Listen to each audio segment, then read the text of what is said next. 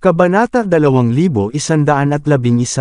Kailangan mong umalis dito. Kung hindi, sisirain ko ang Little Dwelling, mahinahong sigaw ni Harvey York. Sisirain mo ang Little Dwelling. Mayroon ka bang mga kakayahan?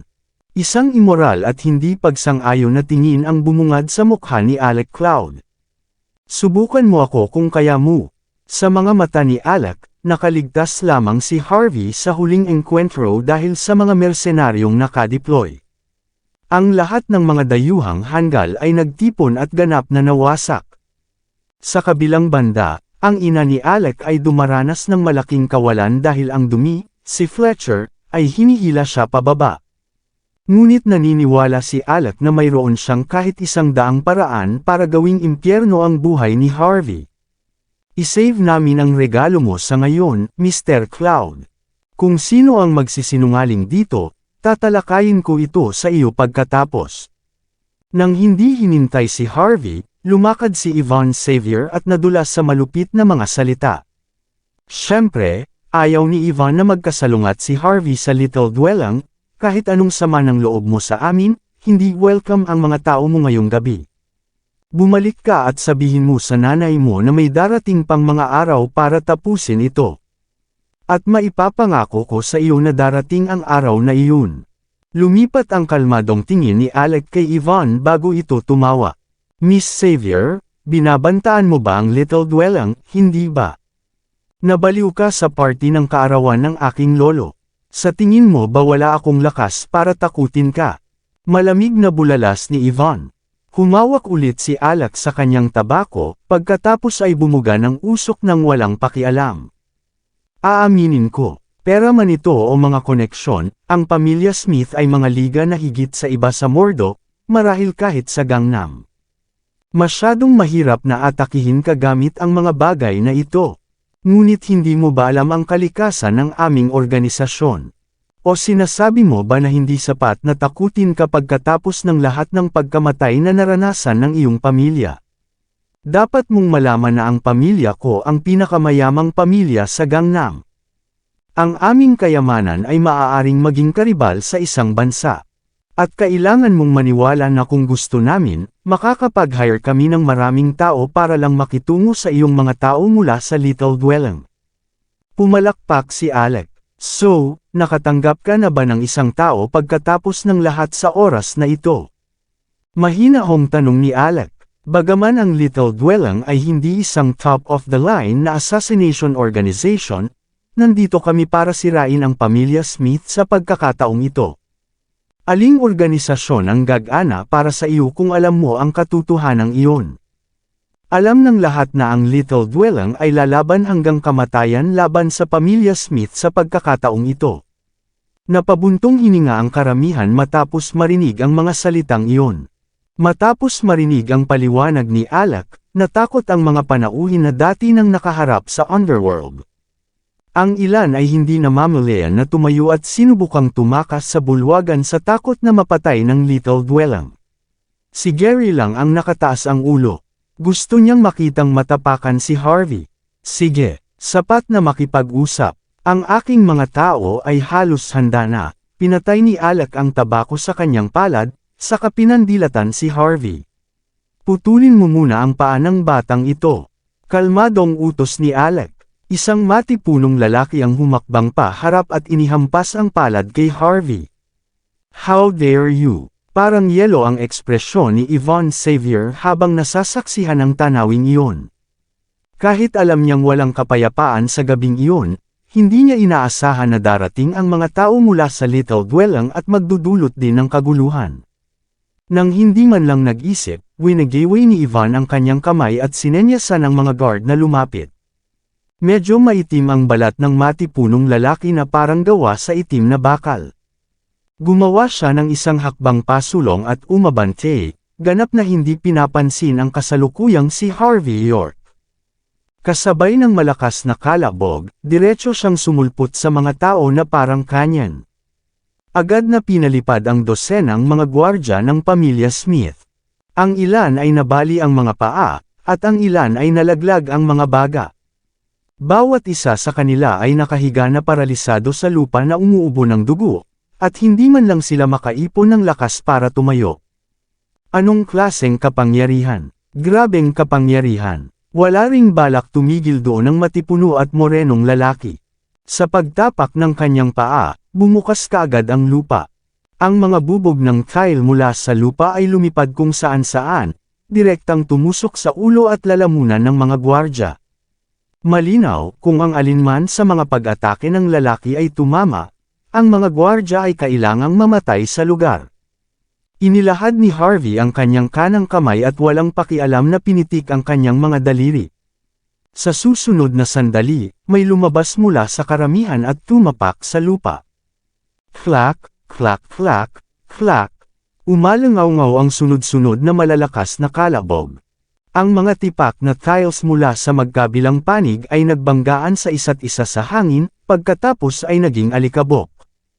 Napataas ang kilay ni Alec Cloud matapos makita ang tanawin. Laking gulat din ng mga bisita, bumaba ang tingin ng lahat sa taong biglang sumulpot. Ang taong iyon ay isang babaeng may magandang mukha. Malamig niyang tinitigan si Alec habang nagpapakita ng killing intent sa kanyang mga tingin. Ang deputy branch leader ng Mordulangmen, si Rachel Hardy. Haharangin mo rin ba ako? Malamig na tumawa si Alec pagkatapos sabihin ang mga mapang-uyam na salita na iyon. Hindi man lang nag-aksaya ng oras sa pakikipag-usap ang matipunong lalaki. Malungkot siyang ngumiti habang sumusubok pasulong, pagkatapos ay galit na ibinaba ang kanyang binti. Tinutukan pa rin niya ang 12-12 ng mga gwardya na para bang hindi siya makontento kung hindi niya sisirain ang mga ito. Nakasimangot si Rachel habang humahakbang. Lumitaw siya sa harap mismo ng matipunong lalaki, pagkatapos ay ibinaba ang kanyang mga paa upang labanan siya. Bang! Nagtama ang dalawang paa. Ang matipunong lalaki ay tanging ungol at pasore-sore ng ilang hakbang paatras matapos maramdaman ang matinding sakit. Sa bawat hakbang ng lalaki, may mga bakas ng paa sa lupa. Ang mga mamaaling marmol na tile ay tila napakarupok ngayon. Bahagyang naningkit ang mga mata ni Rachel. Medyo natarante siya. Ang maalamat na Iron Giant breathing technique. Ang kanyang kilikili ay dapat na ang kanyang kahinaan, bulalas ni Harvey na may interes. Ang matipunong lalaki ay na-freeze ng millisecond pagkatapos marinig si Harvey na ilarawan ang kanyang diskarte sa isang pangungusap. Nagsasanay siya gamit ang maalamat na pamamaraan ng Iron Giant. Hindi lamang mahusay ang pamamaraan para sa pagkuha ng mga hit, mahusay din ito para sa paggamit ng puwersa. Ang isang propesyonal na tulad nito ay halos itinuturing na hindi malalampasan na. Ngunit ang isang putik na tulad ni Harvey ay maaaring ilantad ang kanyang mga kahinaan sa isang iglap. Bago pa man makapag-react ang matipunong lalaki, humakbang pasulong si Rachel at ibinaba ang palad sa ilalim ng kilikili nito. Kasabay ng isang malakas na kalakbog, umiling ang matipunong lalaki, saka bumagsak sa kanyang puwitan matapos matisod paatras. Nawala na niya ang lahat ng kanyang lakas sa pakikipaglaban. Ang dumi mo, sinampal ni Alec ang matipunong lalaki sa lupa habang nagpapakita ng malamig na ekspresyon. Medyo kinabahan si Gary Duncan kanina pero gumaan agad ang pakiramdam matapos makakita ng ganoong tanawin. Naisip niya na dudurugin ni Harvey ang lahat ng mag-isa at muling magnanakaw ng palabas. Ngunit matapos makita si Rachel na ginagawa ang lahat ng trabaho, isang mapang-asar na ngiti ang sumilay sa mukha ni Gary.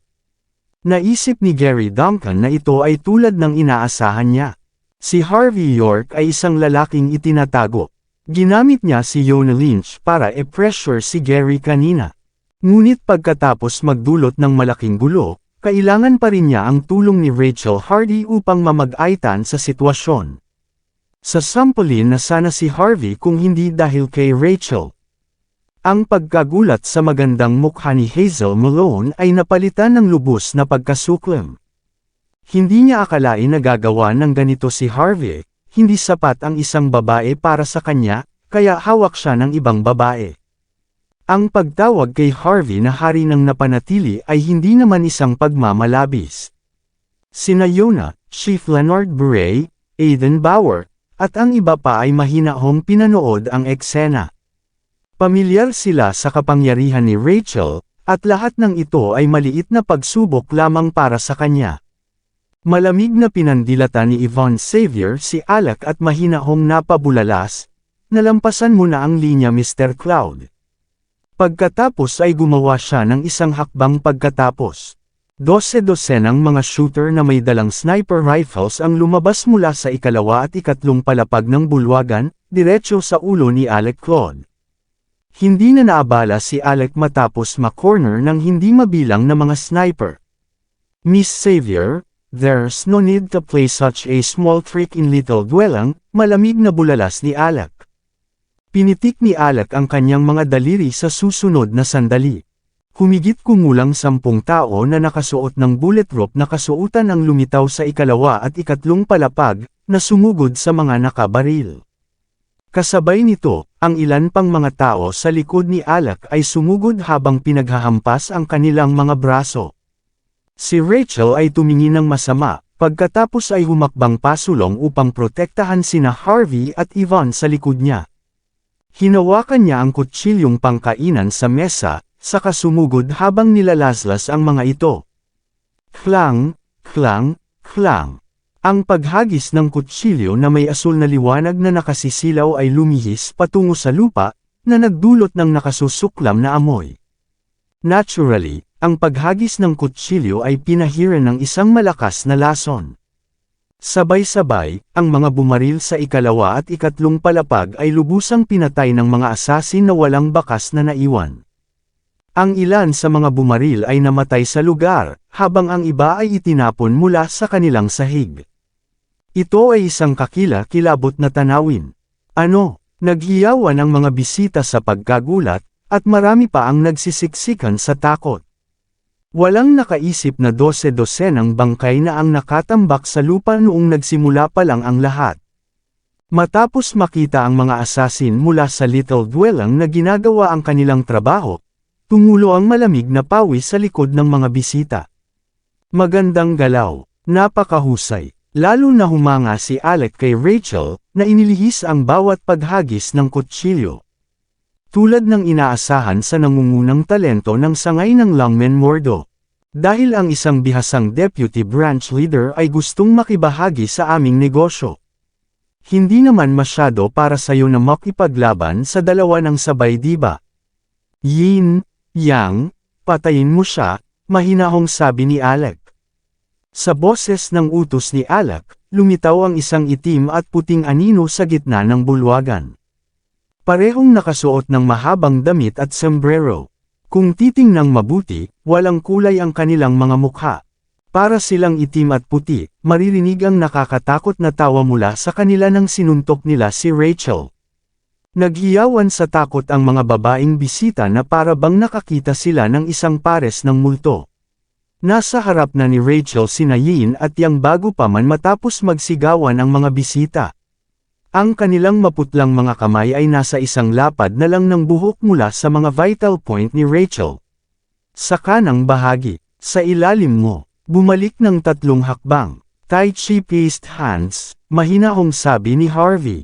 Bahagyang natigilan si Rachel, pagkatapos ay ipinakita ang pagtataka sa kanyang mukha.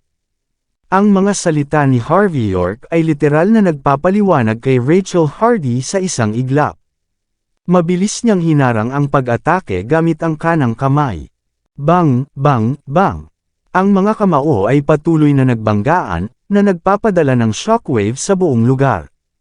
Kahit na ang mga kasanayan ni Rachel ay mas mababa sa kay Yin at Yang, sa ilalim ng pag-aalaga ni Harvey, ang kanyang mga kamay ay gumagalaw na parang anino at hinarangan ang kanilang bawat nakamamatay na galaw.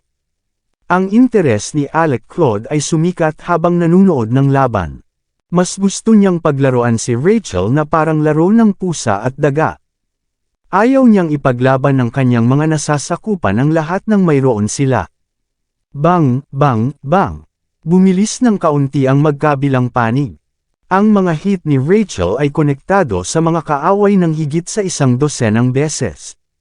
Ligtas na aminin na sina Yin at Yang ay medyo propesyonal. Gusto ni Rachel na talunin silang dalawa, ngunit ito ay magiging isang hamon sa pagkakataong ito. Sila ay kapantay ng hari ng mga armas. Nagkaroon agad ng assessment si Harvey. Ang lakas ng dalawang tao ay malinaw na kapantay ng hari ng mga armas. Pambihira ang kanilang pinagsamang pag-atake. Nagsanay sila, at kahit ang ordinaryong hari ng mga armas ay maaaring hindi makaligtas sa kanilang mga pag-atake. Umurong ka ng 3 hakbang, tapos sumuntok ka. Lumiko pa kaliwa. Taas ang paa. Gumuho ang wedge. Nagpatuloy si Harvey sa pagbibigay ng mga tagubilin. Bumilis ang galaw ni Rachel pagkatapos makaramdam ng pagka-refresh. Swoosh! Hindi inaasahan ni Yin at Yang na magiging ganito kahirap pakitunguhan si Rachel. Nagagawa niyang harangan ang bawat pag-atake kahit nasabay silang umatake na dalawa. Ang kanang palad ni Yin ay may pilak na kumikislap na tumutok mismo sa lalamunan ni Rachel pagkatapos. Sipain, tapos sumuntok, sigaw ni Harvey. Matapos marinig ang mga tagubilin ni Harvey, ibinaba ni Rachel ang kanyang mga paa pasulong, pinalipad si Yang. Pagkatapos ay sumulong siya at sumuntok, ipinatong ang kanyang kamao sa puso ni Yin. Nauna ang huli. Ang bilis ni Yin ay napakabilis, ngunit si Rachel ay napatunayang mas mabilis. Nang ang silver flash ni Yin ay malapit nang dumampi sa lalamunan ni Rachel, napunta na niya ang kanyang kamao sa kanyang puso. Biglang nagbago ang ekspresyon ni Yin. Kinailangan niyang baguhin ang kanyang galaw sa hangin at eswing ang kanyang braso sa paligid, saluhin ang kamao ni Rachel. Bang! Nagbanggaan ang dalawang kamay, ngunit agad na nabali ni Yin ang kanyang kanang kamay. Whoosh! Kasabay nito, lumapag siyang na ang kanyang mga kamay ay tumutulak sa lupa habang walang tigil na sinisipa ang kanyang mga paa. Itinutok niya mismo sa tiyan ni Rachel, kung magkakaugnay ang mga hit, made-deactivate kaagad si Rachel. Ang lakas ng mga kapantay ng Kings of Arms ay talagang nakakatakot. Sumipa ka na parang bisikleta. Sampal. Nagpatuloy si Harvey sa pagbibigay ng mga tagubilin gaya ng dati. Ang kanang binti ni Rachel ay umindayog ng hindi sinasadya, agad na nakipag-ugnay sa dalawang binti niyang ng ilang beses. Kasabay nito, ginamit niya ang lakas ng sipa niyang at itinutok ito kay Yin. Hampas! Pagkatapos ng isa pang matagumpay na suntok, biglang lumitaw ang kamao ni Rachel nang wala sa oras. Sa kawalang paniwala ni Yin, ang kamao ay naging isang palad, na inindayog mismo sa kanyang mukha. Bumulwak ang dugo sa kanyang bibig habang pinalipad siya bago siya nahulog sa tabi mismo ni Alec. Na nagkulong sa likod ni Rachel na parang multo, handang umatake mula sa likod, sampal. Iniwas ni Rachel ang kanyang backhand nang hindi man lang lumilingon. Ang ulo niyang ay tumama sa lupa sa isang iglap. Napuno ng dugo ang buong mukha niya. Napatakip siya sa ulo habang gamulong patalikod. Ang lupa ay ganap na natatakpan ng dugo pagkaraan ng ilang sandali, at ito ay talagang isang nakakagulat na tanawin. Kabanata 2115. Napabuntong hininga si Hazel Malone at ang iba pang naruroon matapos makita ang tanawin. Wala silang ideya na magiging ganito katakot ang mga kakayahan ni Rachel Hardy. At ano ang nangyari kay Harvey York? Para bang binibigyan niya ng tagubilin si Rachel sa tuwing magsasalita siya. Si Rachel ang nangungunang talento sa Mordulangmen branch, kaya paano niya siya tuturuan? Ngunit ang katotohanan ay nariyan, malinaw na si Yin at Yang ay parehong nakakatakot na kalaban. Ngunit sa patnubay ni Harvey, kakayanin sila ni Rachel ng maayos. Ang dalawang sampal ay, sa huli, ay lubos na kasiya siya. Swerte lang siya. Sa tingin ba niya siya ang Diyos ng digmaan o ano? Bakit ngayon pa siya nagpapanggap na nagbibigay ng mga tagubilin? Isang mapanuksong tingin ang bumungad sa mukha ni Gary Duncan. May karapatan pa ba si Harvey na turuan si Rachel?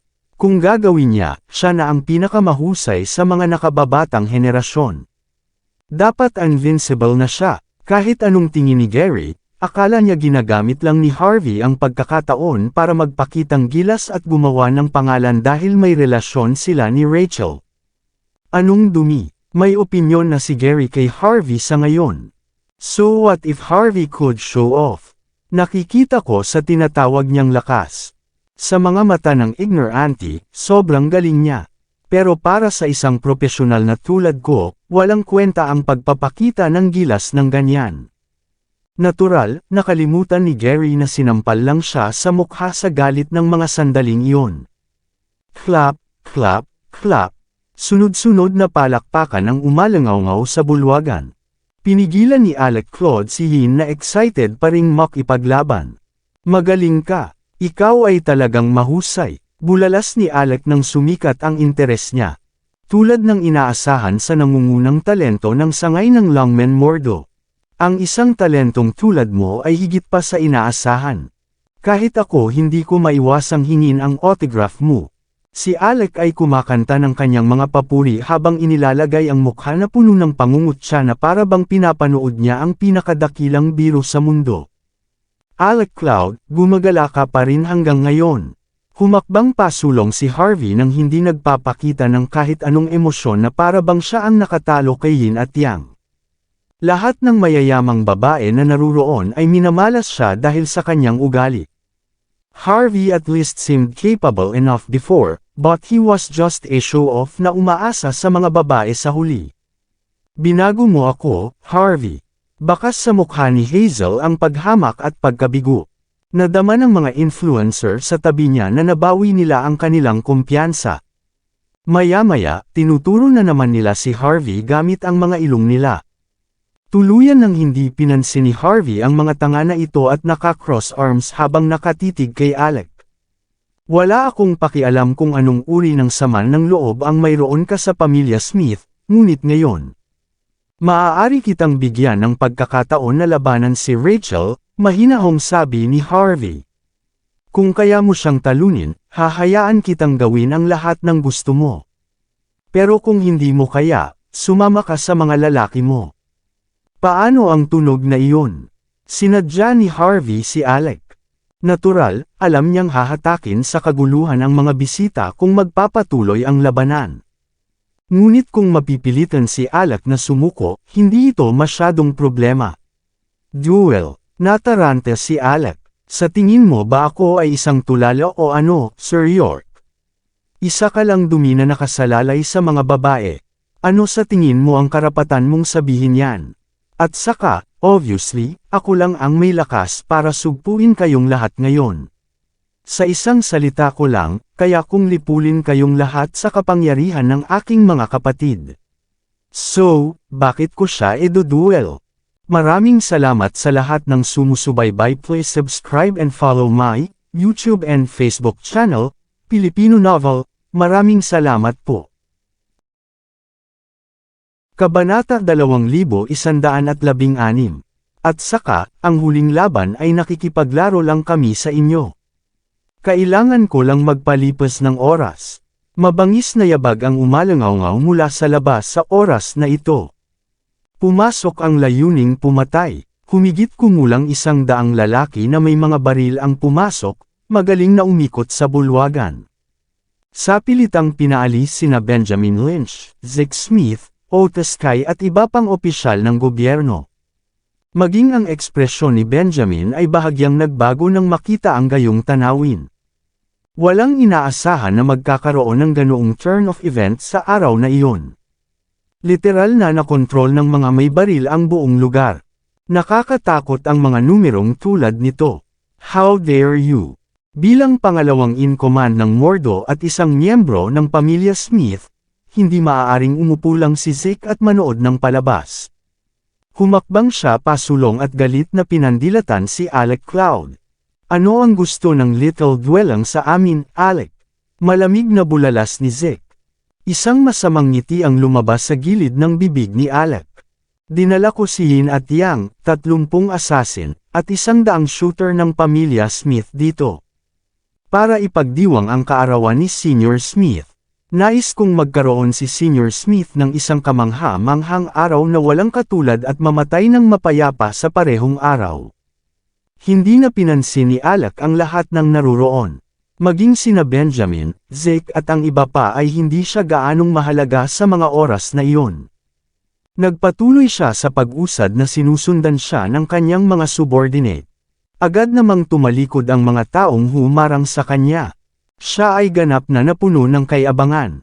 Nangingibabaw. Ang kanyang mga aksyon ay ganap na nangingibabaw. Alec Cloud. Naging galit na galit ang ekspresyon ni Yvonne Xavier. Anong gusto mo? Anong karapatan mong kontrolin ang mga shooter namin sa pamilya? Ano bang gusto nyo? Kudeta. Ang mga salita ni Yvonne ay nakadirekta sa mga shooter ng pamilya Smith. Ang mga shooter ay hindi lamang tumayo para sa pamilya Smith, ngunit tumayo din sila sa tabi ni Alec. Masama ang pakiramdam ni Yvonne sa sitwasyon. Ha. Napapikit si Alec habang nakatitig kay Yvonne. Miss Xavier, lagi kitang iniisip na matalinong babae. Bakit hindi mo pa rin maintindihan ang sitwasyon kahit na pagkatapos ng lahat ng ito? Dahil nasa punto na tayo, hindi ko na kailangan pang kumilos. Walang emosyong ipinakita si Alec noon. Nandito ako para kay Jaden Smith ngayong gabi. Kung alam mo kung ano ang makakabuti para sa iyong sarili, papatayin mo siya at ibibigay sa akin. Matatapos ang lahat sa isang iglap, at magiging ligtas ang iyong buong pamilya. Pero kung hindi, magsusumikap ako para patayin kayong lahat. Lahat ng lumitaw sa bulwagan ngayong gabi lahat ay itinuturing na mga kaaway ng Little Dwelling. Hindi na kailangang makipag-usap sa akin tungkol sa katayuan at kapangyarihan. Sa aking mga mata, walang maharlika, walang mayayamang pamilya, at walang mataas sa lipunan. Kaibigan o kalaban lang. Maaari mong patayin si Jaden at maging kaibigan ko o labanan mo ako at mamatay. Lahat kayo ay magdedesisyon ng inyong kapalaran ngayong gabi. Naningkit ang mga mata ni Alec habang napabulalas. Kahit na hindi niya ito sinabi ng malakas, ang mga bisita ay natatakot pa rin sa kamatayan. Si Alec ay isang baliw na walang anumang tula o dahilan. Ang bastos niya talaga. Walang paraan para makipagtalo man lang sa kanya. Isang malamig na tingin ang lumitaw sa mga mata ni Harvey. Hindi ka ba lalaki, Alec? Mahinahong sabi ni Harvey. O takot ka lang kay Rachel? Ako, natatakot sa kanya. Itinuro ni Alec ang kanyang daliri sa karamihan na may malamig na ngiti sa kanyang mukha. Ang pagpatay sa inyong lahat ay walang pinagkaiba sa pagpatay ng mga langgam.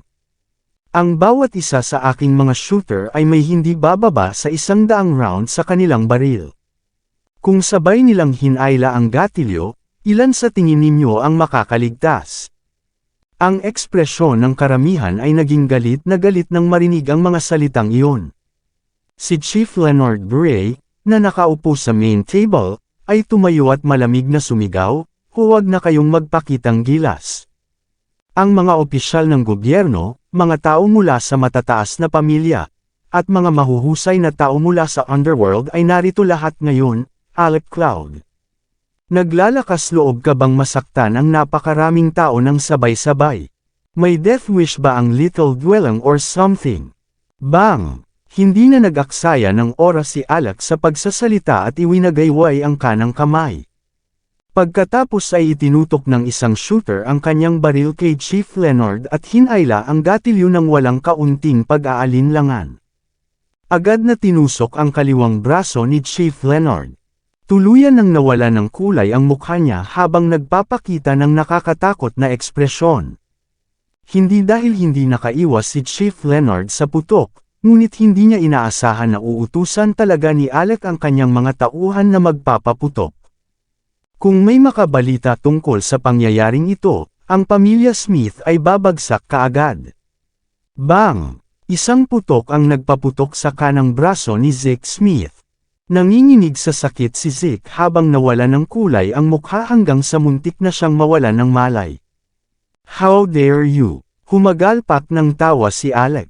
Akala ko matalino kang tao, Zeke.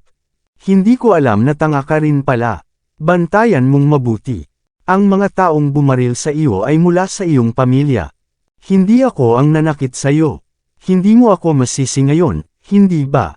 Enough talking. Hayaan mo sa akin si Jaden Smith. Kung hindi, babarilin ko kayong lahat hanggang sa mamatay. At saka, ang mga shooter ng pamilya Smith ang gumawa nito. Wala akong kinalaman dito. Hindi ako masisisi ng Longmen o Dragon Cell. Napabalikwas si Alec habang tumatawa siya na parang baliw at walang ingat. Dahil ang head namin lang ang gusto mo, bakit mo pinapahirapan ang mga bisita? Kung hahayaan mo ang lahat, hahayaan kitang gawin ang lahat ng gusto mo sa akin. Paano ang tunog na iyon? May itinulak palabas mula sa pinakamalalim na bahagi ng bulwagan. Kahit payat na lalaki lang siya na nakaupo sa kanyang wheelchair, isang hindi maipaliwanag na aura ang bumungad sa kanya. Ang taong iyon ay walang iba kundi si Jaden Smith mismo. Natahimik ang mga tao sa sandaling lumitaw ang pinakamayamang tao sa Gangnam. Hindi mabilang na mga bisita ang bumaling ng kanilang mga tingin kay Jaden. May mga curious. Hinahangaan ito ng ilan, sinusubukan ng ilan na alamin ang kanyang motibo. Ang ilan ay lubos na minamaliit ito, pero mas marami sa kanila ang gumaan ang pakiramdam. Simula nang lumitaw si Jaden, tiyak na papatayin siya ni Alec, ibig sabihin, mabubuhay ang mga bisita. Kung ikukumpara sa buhay ng pamilya Smith at sa buhay nila, pinili ng lahat ang sarili nilang buhay ng walang pag-aalinlangan. Lolo, sumugod si Yvonne Xavier, gustong tulungan ang kanyang ina na itulak ang wheelchair. Isang matamis na ngiti ang ipinakita ni Jaden at saka sinenyasan si Yvonne na umatras. Pagkatapos ay hiniling niya kay Michelle na pumunta ang sarili sa harap ni Harvey York. Napatingin si Jaden kay Harvey na may kaunting pagtataya, saka agad na ipinakita sa mukha nito ang paghanga. Matagal nang sinabi sa akin ng ilang tagalabas na interesado si Yvonne sa isang taga-Buckwood. Naloko yata siya ng isang mayamang playboy. After seeing you behind the scenes for a while, parang may kakayahan ka. Kung handa kang maging manugang ng pamilya Smith, handa akong ibigay sa iyo ang awtoridad ng buong pamilya. Nang marinig ang mga salitang iyon, humagalpak ng tawa si Hazel Malone at ang iba pa. Naghahanap pa rin ng manugang ang matanda kahit ganoon. Si Harvey York ay walang imik. May asawa na siya. Kung may lumabas na balita tungkol sa paghiling sa kanya ni Jaden Smith na maging manugang ng pamilya, walang paraan na makapagbigay ng pahayag si Harvey. Agad namang umiling si Harvey. Senior Smith, pag-usapan natin ito mamaya. Mag-aayos muna tayo mamayang gabi. Ngumiti ng malapad si Jaden. Ang problema ni Yvonne Xavier ay isang malaking problema, at ang iba pang mga problema ay maliit lamang.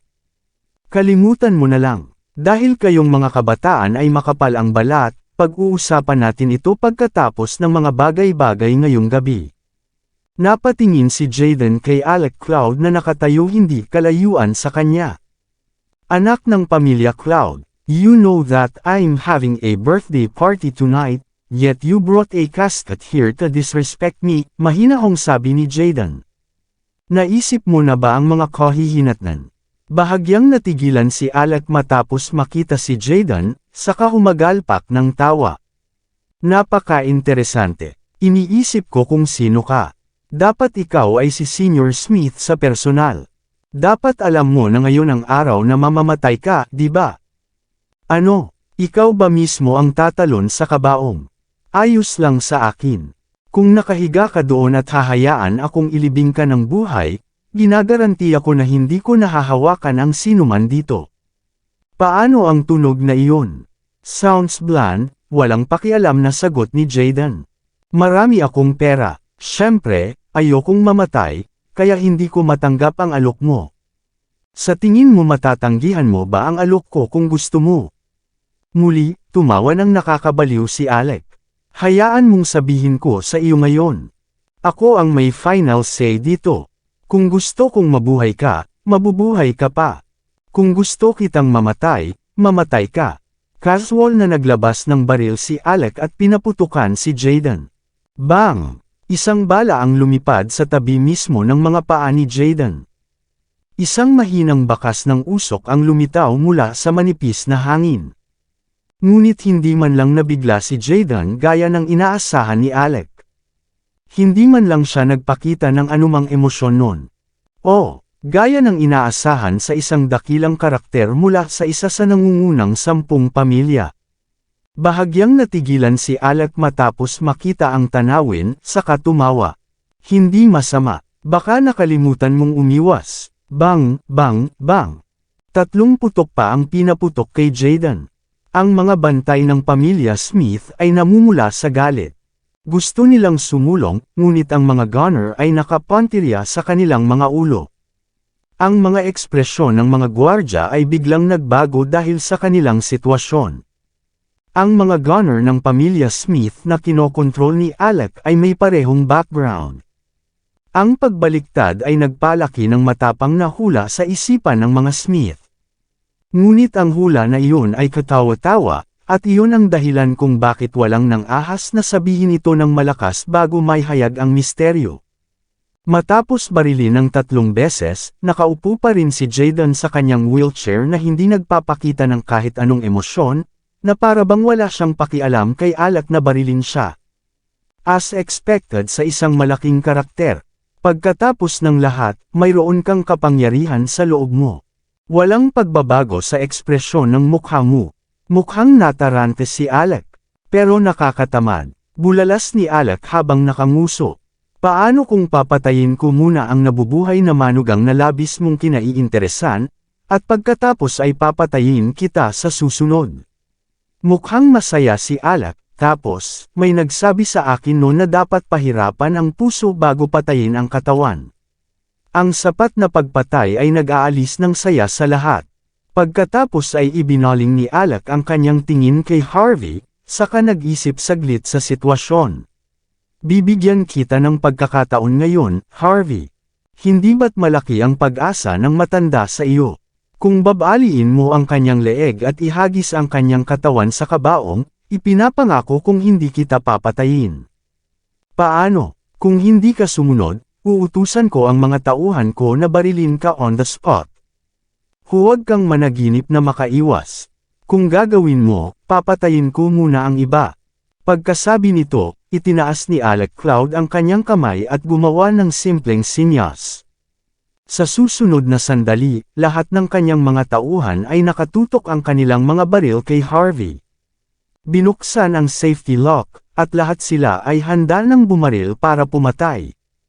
Sa nakakakilabot na tagpong ito, agad namutla ang mga mukha ng mga bisita sa party. Alam ng marami kung gaano kalupit si Alec Cloud. Kung sinubukan ni Harvey na iwasan ang mga papasok na bala, babayaran nila ang kanilang buhay. Si Benjamin at ang kanyang mga tauhan ay sumimangot sa kawalan ng kasiyahan sa takbo ng mga bagay-bagay. Wala sa kanila ang magagarantiya na sapat na ang impluwensya ni Jayden Smith upang sugpuin at hadlangan si Alec. Gayunpaman, isang bagay ang tiyak. Sa sandaling pumutok ang baril, ang kasunod na resulta ay hindi malinaw. Sa isang banda, may pagkakataon na mapahamak ang mga bisita. Ang mga kahihinatnan ng napakaraming pagkamatay ng sabay-sabay ay hindi maaaring maliitin. Ngunit habang si Benjamin at ang kanyang mga tauhan ay naghahanda upang gumanti, humakbang si Harvey ng walang pag-aalinlangan at sinabing, "Alec, ikaw ang young master ng Little Dwelling.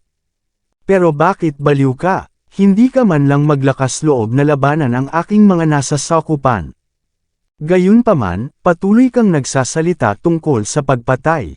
May karapatan ka bang gawin iyon?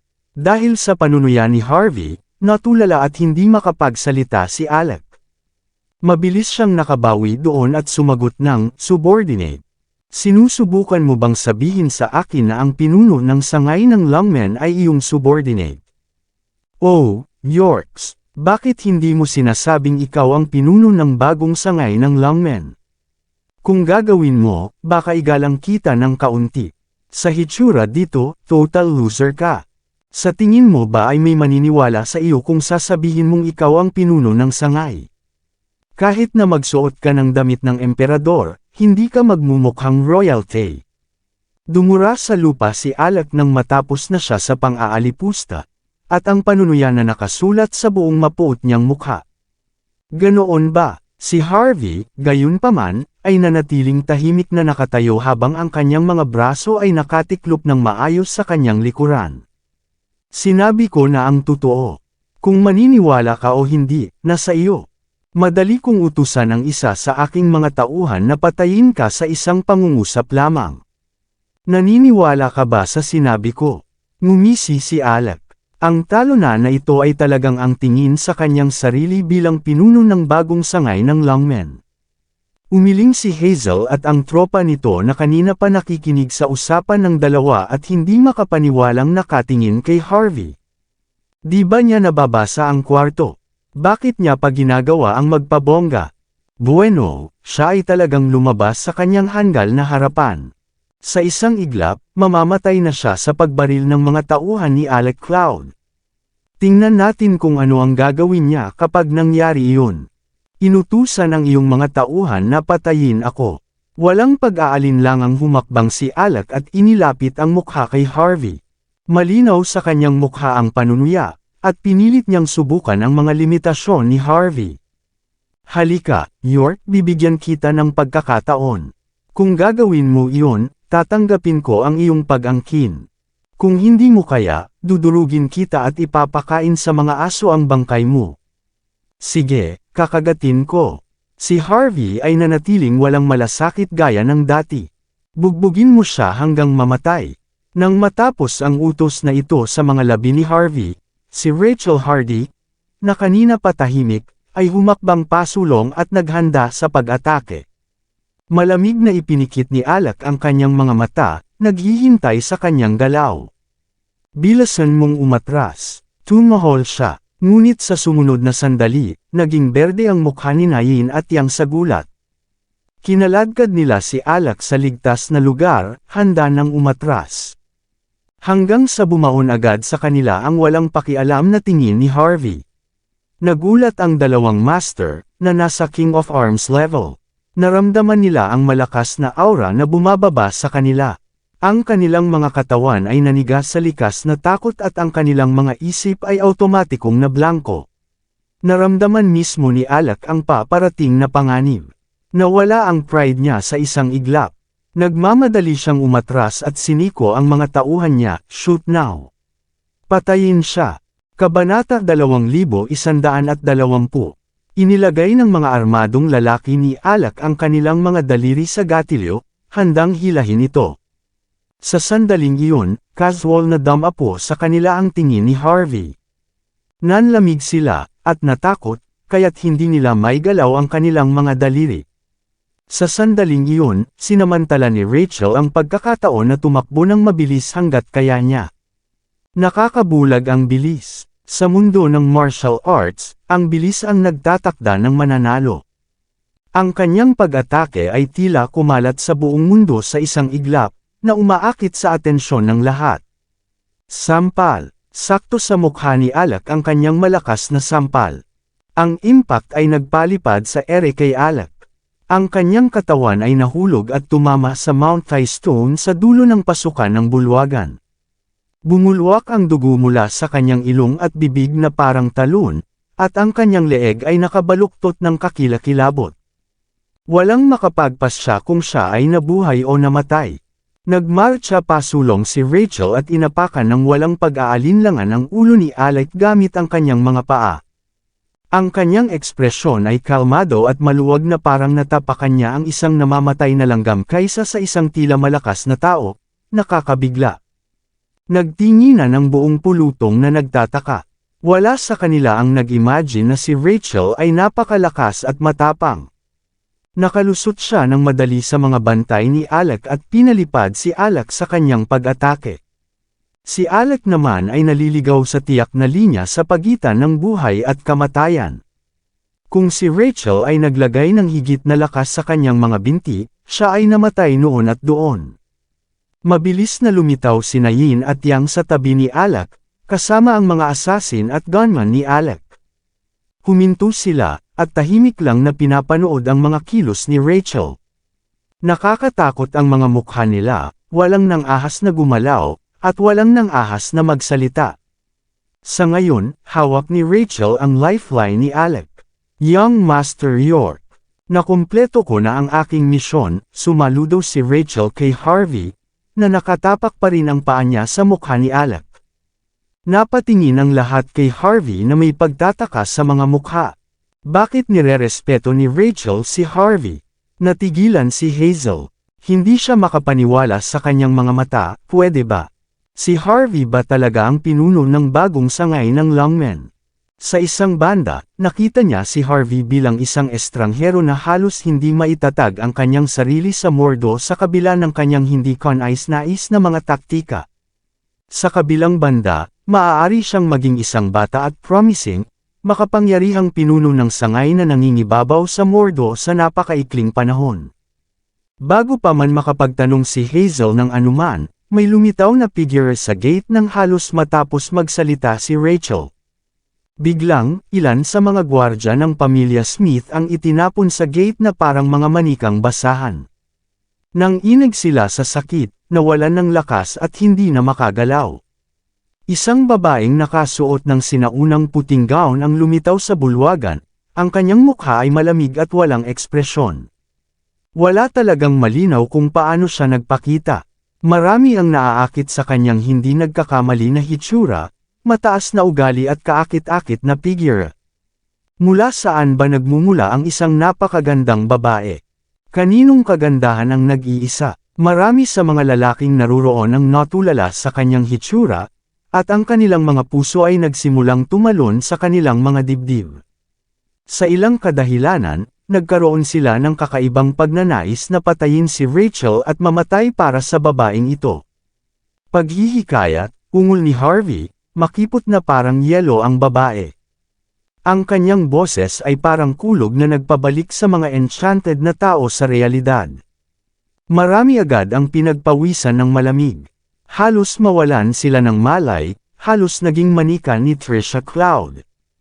Trisha Cloud. Sabay-sabay na napabuntong hininga ang makapangyarihang miyembro ng pamilyang Smith.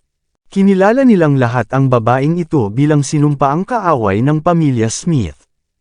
Hindi nag-abalang pansinin ni Trisha si Rachel, ni hindi niya sinulyapan si Alec na bumagsak sa kanyang paanan.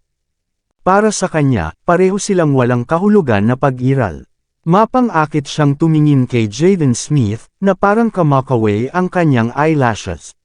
With one step forward, madali niyang nilagpasan si Rachel at nilapitan si Jaden. Napakagaling, Old Smith. Mukhang hindi ka papatay. 20 taon ko nang hinihintay ang araw na ito. Hahaha. Ang magandang si Trisha ay nagpakawala ng isang may mali siya na tawa na nagpalamig sa mga gulugad ng lahat.